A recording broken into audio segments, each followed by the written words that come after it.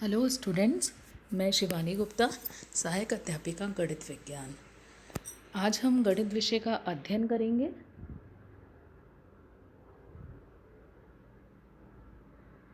इससे पहले वाले वीडियो में मैंने आपको दो चर राशि वाले रैखिक समीकरण युग्म पर आधारित प्रश्न एवं उनके हल को बताया था टाइप 1 के रूप में। टाइप 1 वाले जो वीडियो था वो क्लास 9th और क्लास 10 दोनों के बच्चे इसको देख सकते हैं, क्योंकि वो टाइप 1 वाले क्वेश्चन क्लास 9th में भी मिलेंगे और क्लास 10th में भी उनका प्रयोग होगा। लेकिन जो अब ये वीडियो है टाइप 2 वाला, ये क्लास 10th के बच्चों के लिए ही उपयोगी है, क्योंकि टाइप 2 में जो भी प्रश्न हैं वो सारे के सारे क्लास 10th में ही आपको देखने को मिलेंगे, क्लास 9th में नहीं मिलेंगे।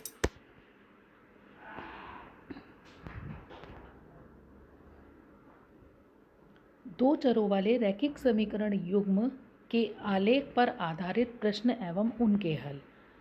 टाइप 2 में सबसे पहले आएगा दो चरों वाले रैखिक समीकरण युग्म के आलेख पर आधारित प्रश्न और उनका हल। आपका प्रश्न दे रखा है कि ग्राफ द्वारा जांच कीजिए कि समीकरण युग्म x + 3y = 6 व 2x - 3y = 12 संगत हैं। यदि ऐसा है तो उन्हें ग्राफ द्वारा हल कीजिए। जैसे ही ग्राफ वर्ड आ गया तो इसका मतलब है कि आलेख विधि लगेगी। चूँकि यहाँ पर दो समीकरण दे रखा है तो यानी समीकरण युग्म हमें लेके चलना है, और कितने चर राशि वाला? दो चर राशि वाला। बच्चों, इससे पहले जो वीडियो मैंने आपको भेजा था टाइप 1 वाला, उसमें पहले ही बता दिया था कि अगर दो चर राशि वाला रैखिक समीकरण आता है और उसको अगर हम ग्राफ पेपर पर प्रदर्शित करते हैं तो वो एक सरल रेखा प्राप्त होती है। यहाँ पर दो चर राशि वाले रैखिक समीकरण युग्म हैं। अब इनका ग्राफ हम बनाएंगे। ग्राफ बनाने से पहले हमने क्या करा, हल में जो दोनों समीकरणें दे रखी हैं उन दोनों को उतार दिया। पहली वाली को लिख दिया समीकरण 1, दूसरी वाली को लिख दिया समीकरण 2। समीकरण 1 की सहायता से x और y के कम से कम 4 मान हमने निकाले। पहला मान x = 0 रख के निकाला, दूसरा मान x = 3 रख के निकाला, तीसरा मान x = 6 रख के निकाला और चौथा मान x = -3 रख कर निकाला। आपका मन है आप कोई भी मान रख कर टेबल बना सकते हैं। मैंने 0, 3, 6, -3 मान रखा है x का। आप कोई भी मान रखकर x का मान लेकर y का मान निकाल सकते हैं और इसी तरीके से टेबल बना सकते हैं जैसे कि मैंने इस सवाल में बनाई है। ये तो समीकरण 1 पर आधारित टेबल थी। अब हम बनाएंगे समीकरण 2 से। समीकरण 2 थी हमारे 2x - 3y = 12। इससे हमने एक टेबल बनाई। इसमें भी हमने 4 मान लिए। पहला मान x = 0 लेकर y का मान -4 निकाला, दूसरा मान x = 3 लेकर y का मान -2 निकाला, तीसरा मान x = 6 लेके y का मान 0 निकाला, चौथा मान x = -3 लेके y = -6 निकाला। इसमें भी आपका मन है आप कोई सा भी मान लेकर टेबल बना सकते हैं।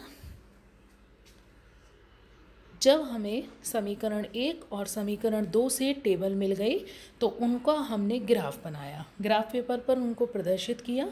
जब ग्राफ पेपर पर इन बिंदुओं को प्रदर्शित किया और दोनों समीकरणों से प्राप्त बिंदुओं को आपस में मिलाया तो देखा कि ये सरल रेखा प्राप्त होती है।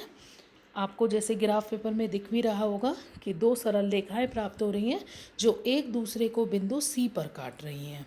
यानी कि इससे क्लियर हो रहा है कि यहाँ पर ये प्रतिच्छेदी रेखाएं होंगी, क्योंकि ये एक दूसरे को काट रही हैं।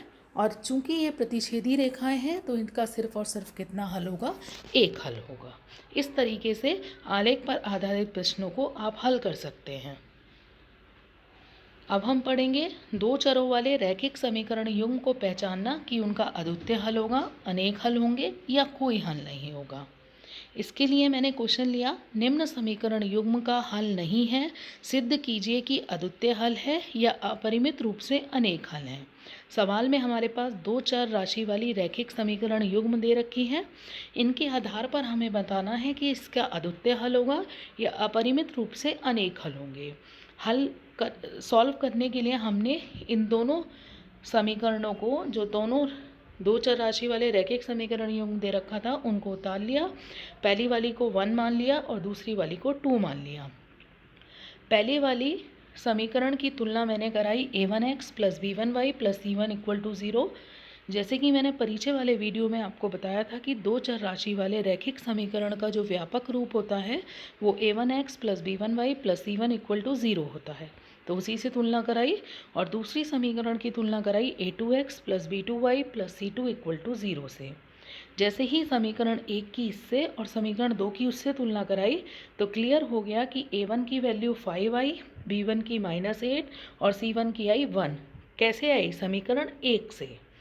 ऐसे ही समीकरण 2 से हमारे पास वैल्यू आई a2 की 3, b2 की -24/5 और c2 की आई 3/5। अब हमने क्या करा, a1/a2 का मान निकाल लिया, b1/b2 का मान निकाल लिया और c1/c2 का मान निकाल लिया।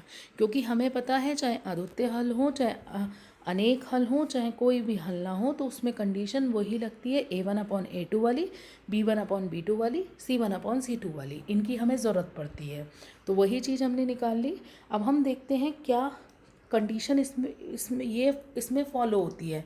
a1/a2 does not equal to b1/b2 वाली होती है, या a1/a2 equal to b1/b2 does not equal to c1/c2 वाली होती है, या फिर a1/a2 equal to b1/b2 equal to c1/c2 वाली होती है। जब हमने देखा तो हमारे पास जो कंडीशन फुलफ़िल हो रही है वो हो रही है a1/a2 equal to b1/b2 equal to c1/c2। इस कंडीशन को देखकर, इस स्थिति को देखकर हम कह सकते हैं कि इस समीकरण युग्म के अपरिमित रूप से अनेक हल होंगे। और ये कंडीशन कब आती है? ग्राफ पेपर पर, जब दो रेखाएं आपस में समानांतर होती हैं। इसी पर आधारित अगला प्रश्न हम देखेंगे। अगला प्रश्न में कह रखा है a का मान निकालिए जिसके लिए निकाय 2x plus ay equal to 1, 3x minus 5y equal to 7 का एक अद्वितीय हल हो, कोई भी हल ना हो, अंततः अनेक हल हो। यानी कि तीनों कंडीशन हमें लगानी है। तो सबसे पहले जो दो चर राशि वाले रैखिक समीकरण युग्म दे रखे हैं उनको व्यापक रूप में हमने बदल लिया। तो हमारे पास व्यापक रूप आया 2x प्लस ay माइनस के 1 इक्वल टू 0, जिसको समीकरण नंबर 1 कह दिया। दूसरा आया 3x माइनस के 5y माइनस के 7 इक्वल टू 0, जो कि हो गया समीकरण नंबर 2। समीकरण 1 की तुलना हमने कराई दो चर राशि वाले रैखिक समीकरण युग्म के व्यापक रूप से, यानी a1x plus b1y plus c1 equal to 0। समीकरण 2 की तुलना कराई a2x plus b2y plus c2 equal to 0 से। a1 का मान आया 2 समीकरण 1 के अनुसार, b1 का मान आया a, c1 का मान आया माइनस के 1। समीकरण 2 के अनुसार आया a2 का मान 3, b2 का मान -5 और c2 का मान -7। पहली कंडीशन उसने कह रखा है कि अद्वितीय हल हो। अद्वितीय हल में हम स्थिति क्या लेते हैं, a1/a2 does not equal to b1/b2। a1/a2 का मान रख दिया, b1/b2 का मान रख दिया। सॉल्व करके आया a does not equal to minus के 10/3। यानी इसका अर्थ है कि निकाय का अद्वितीय हल होगा, कब होगा? यदि a का मान माइनस के 10/3 के बराबर नहीं होगा। अब दूसरी कंडीशन लेते हैं, कोई भी हल ना हो। यदि निकाय का कोई भी हल नहीं होता तो हम स्थिति लेके चलते हैं a1/a2 equal to b1/b2 does not equal to c1/c2। a1/a2 का मान रख दिया, b1/b2 का मान रख दिया, c1/c2 का मान रख दिया। नीचे लिख दिया a1/a2 के 1, b1/b2 के 2 और c1/c2 के 3। मैंने फर्स्ट और सेकंड लिया तो 2/3 इक्वल टू हो गया a/-5। इससे a का मान आ गया माइनस के 10/3। सेकंड और थर्ड को लिया, a/-5 does not equal to minus के 1/-7। माइनस से माइनस कैंसिल आउट हो गया, a की वैल्यू आई a does not equal to minus के 5/7। इससे स्पष्ट हो रहा है कि यदि निकाय का कोई हल ना हो तो a बराबर कितना है, माइनस के 10/3। थर्ड है अंततः अनेक हल हों, उसके लिए हम स्थिति लेके चलते हैं a1/a2 equal to b1/b2 equal to c1/c2। a1/a2 की वैल्यू रख दी, b1/b2 की वैल्यू रख दी, c1/c2 की वैल्यू रख दी। a1/a2 को 1 मान लिया, b1/b2 को 2 मान लिया, c1/c2 को 3 मान लिया। फर्स्ट और सेकंड से जब मैंने लिया तो 2/3 इक्वल टू a/-5, a की वैल्यू आ गई माइनस के 10/3।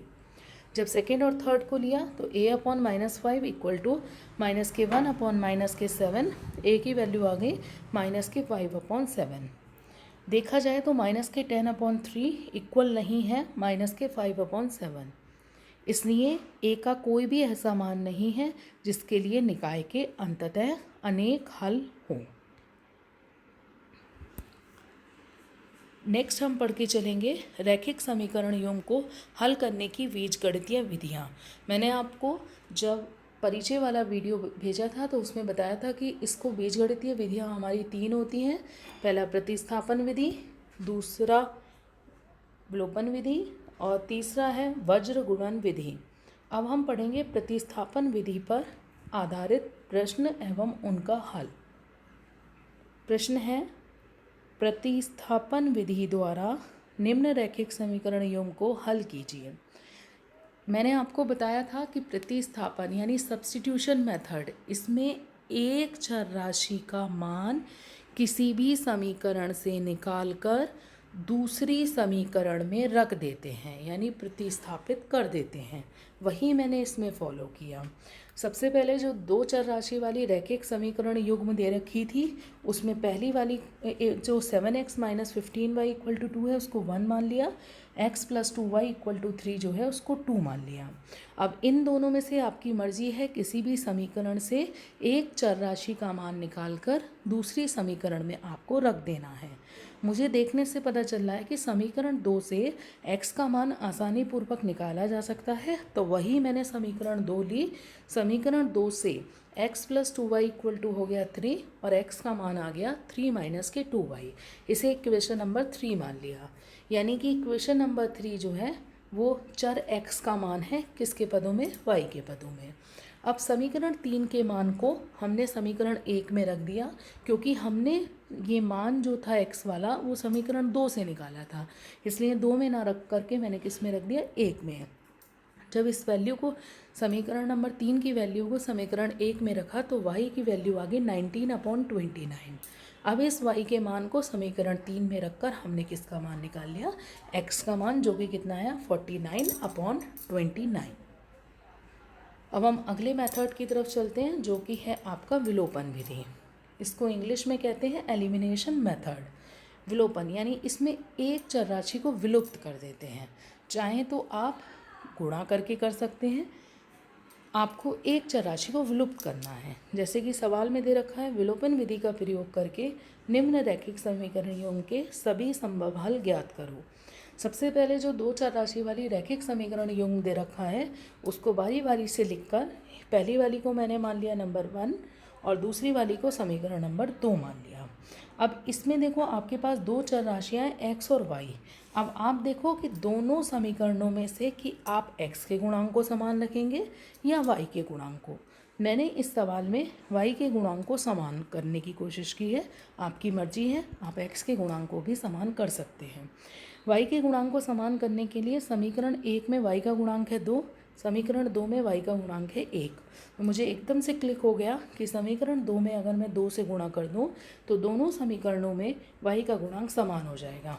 तो वही किया कि समीकरण 1 को 1 से गुणा कर दी और समीकरण 2 को कितने से गुणा कर दी, 2 से, जिससे कि y का गुणांक क्या हो जाए, समान हो जाए। जब गुणा करिए तो गुणा ऐसा नहीं है कि लेफ्ट हैंड साइड में करते हैं, गुणा दोनों साइड में करेंगे, लेफ्ट हैंड साइड में भी और राइट हैंड साइड में भी। आप ध्यान से देखो, मैंने गुणा दोनों पक्षों में की है, समीकरण 1 में भी और समीकरण 2 में भी। फिर इसके बाद जब गुणा कर दी तो हमारे पास आ गया 3x + 2y = 7 और 8x + 2y = 12। अब इन दोनों को घटा दिया, जब घटाते हैं तो निशान बदल जाता है और किसका निशान, नीचे वाले के अनुसार। जैसे प्लस 8x है, 8x के आगे कोई निशान नहीं है, इसका मतलब प्लस है, तो प्लस का क्या हो जाएगा, नीचे माइनस। प्लस 2y है, नीचे माइनस घटाने पर। प्लस 12 है तो क्या हो जाएगा, माइनस। जब 3x में से माइनस के 8x गए तो बचा माइनस के 5x, 2y से 2y कैंसिल आउट हो गया, 7 में से माइनस के 7 माइनस 12 को सॉल्व किया तो माइनस के 5। इसको मैंने साइड में रफ में करके भी दिखा रखा है, आप बच्चों उसकी भी सहायता ले सकते हैं। जब इनको सॉल्व किया तो x की वैल्यू मेरे पास आ गई 1। अब इस x के मान को चाहे तो आप समीकरण 1 में रख दें, चाहे समीकरण 2 में रख दें। किसी एक समीकरण में रखने पर आपको y का मान प्राप्त हो जाएगा। मैंने इस मान को समीकरण नंबर 2 में रखा और y का मान हमें 2 प्राप्त हो गया।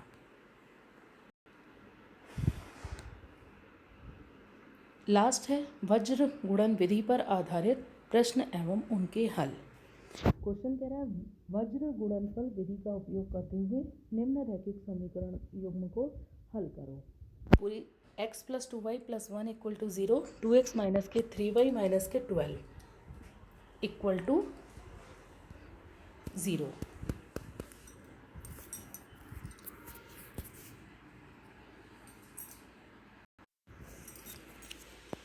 अब इन दोनों समीकरणों को उतारने के बाद हमने वज्र गुणन विधि का उपयोग किया है। मैंने आपको जो परिचय वाला वीडियो बताया था तो उसमें स्टेप करके भी समझाए थे। अब मैं सवाल के माध्यम से इसको क्लियर करूँगी। देखो यहाँ पर दो चर राशियाँ हैं x और y। तो सबसे पहले हम x को लेते हैं। x अपॉन जिस भी चर राशि को आप लेके चल रहे हो उसको पूरा ढक लो, यानी x की बात कर रहे हैं तो x को पूरा ढक लो। अब बचा कितना मेरे पास 2 और माइनस के 12। ध्यान से देखो, जो ऊपर दो चर राशि वाली रैखिक समीकरण दे रखी है, x को ढक लिया, बचा मेरे पास 2 और माइनस के 12। तो वही नीचे मैंने किया 2 × माइनस के 12। माइनस का निशान हमेशा आता ही आता है। फिर ब्रैकेट, अगला ब्रैकेट शुरू हुआ माइनस के 3 × 1। अब हम लेके चलेंगे माइनस के y। ये होता ही है वज्र गुणन विधि में, मैंने आपको बताया भी था कि या तो माइनस के y लेके चल लो या टर्म्स को इधर उधर करके इस माइनस निशान को प्लस में बदल दो, लेकिन आसान वही रहता है माइनस y आप अगर लेके चले तो मैंने माइनस के y लिया। चूँकि यहाँ पर चर राशि y ली, अब y को ढक दो इन दोनों दो चर राशि वाली रैखिक समीकरण युग्म में। जब आपने y को ढका तो आप देखो गुणांकों की तुलना करो, अचर राशि की और x के गुणांक की तुलना करो, कितना है 1 × माइनस के 12, माइनस का निशान आता ही है 2 × 1 = अब आ गया अचर राशि, जो कि हमेशा 1 ही हम इसमें लेके चलेंगे। 1 अपॉन, चूँकि अचर राशि की बात हो रही है तो जो समीकरण युग्म हमें ऊपर सवाल में दे रखा है उसमें अचर राशि को ढक लो। बचा कितना 1 × माइनस के 3 ब्रैकेट बंद माइनस 2 × 2। अब इसको सॉल्व कर लो। x अपॉन माइनस के 24 + 3 = माइनस के y upon minus 12 - 2 = 1 upon minus के 3 माइनस के 4। जब इन सबको सॉल्व कर दिया तो आपका आ गया x अपॉन माइनस के 21 = y अपॉन 14 = 1 अपॉन माइनस 7। इन्हें बारी बारी से फर्स्ट, सेकंड, थर्ड मान लिया। अब हमने क्या किया, x और y निकालने के लिए फर्स्ट और थर्ड टर्म्स को लिया और सेकंड और थर्ड को लिया। जब फर्स्ट और थर्ड को लिया तो उससे x का मान मेरे पास आ गया 3, और जब सेकंड और थर्ड को लिया तो उससे y का मान आ गया माइनस के 2।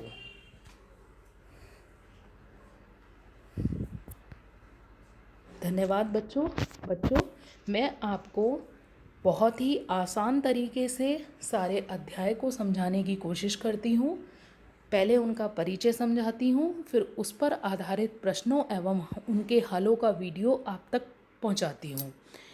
दो चर राशि वाले रैखिक समीकरण युग्म में हम 3 टाइप पढ़ के चलेंगे, जिसमें टाइप 1 का वीडियो मैंने आपको भेज दिया है, ये टाइप 2 का वीडियो है। अब नेक्स्ट वीडियो मेरा आएगा टाइप 3 का, जिसमें दो चर राशि वाले रैखिक समीकरण युग्म पर आधारित वर्ड प्रॉब्लम जो होंगी, जो वर्ड प्रॉब्लम वाले सवाल होंगे, आयु संबंधी, व्यास संबंधी, अनुप्रयोग वाले जो सवाल होंगे वो मैं आपको समझाऊंगी। वो मेरा लास्ट वीडियो होगा।